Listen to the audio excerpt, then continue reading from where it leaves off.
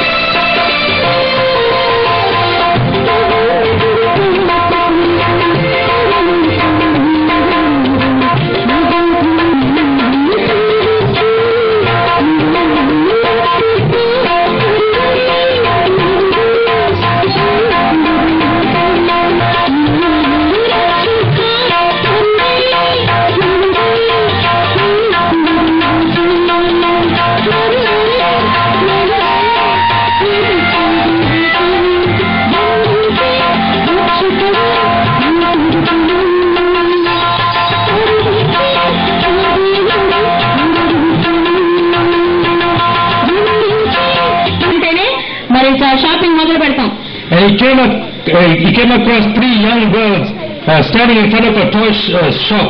మరి ముగ్గురు యవనస్తులు ఒక షాప్ ముందు నిలబడి ఉన్నారు, ఒక దుకాణం ముందు. So one child was blind.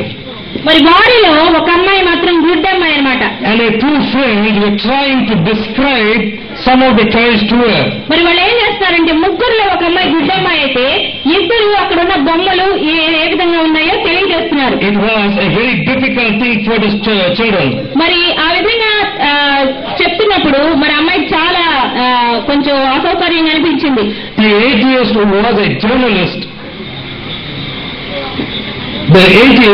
a journalist never considered how difficult it was to describe something to a blind person. మరి ఒక హేతువాదం జర్నలిస్ట్ ఉన్నాడు, ఆయన నిజంగా మరి ఒక కళ్ళు లేని వ్యక్తికి మరి ఆ విధంగా ఏ విధంగా వివరించాలో తెలియలేదు. So he spent the next few nights thinking about that blind child.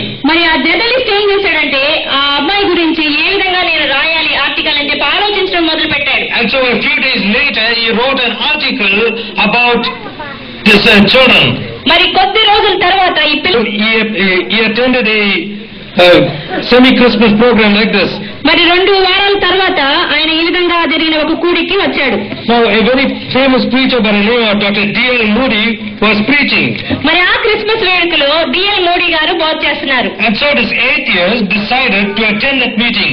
మరి ఆ హేతువాది ఆ క్రిస్మస్ మీటింగ్ కి వచ్చి అటెండ్ అవ్వాలని అనుకున్నాడు. His plan was to find some fault on the speaker so that he can publish a negative article about him. మరి ఆయన ఎందుకు ఆ మీటింగ్ వచ్చాడంటే ఏదో దేవుని గురించి వినడానికి కాదు కానీ అక్కడ ఏదైతే పొరపాటు జరుగుతుందో దాని గురించి పేపర్లో ప్రకటన ఇద్దామన్నట్టుగా వచ్చాడు. Now he was very much surprised.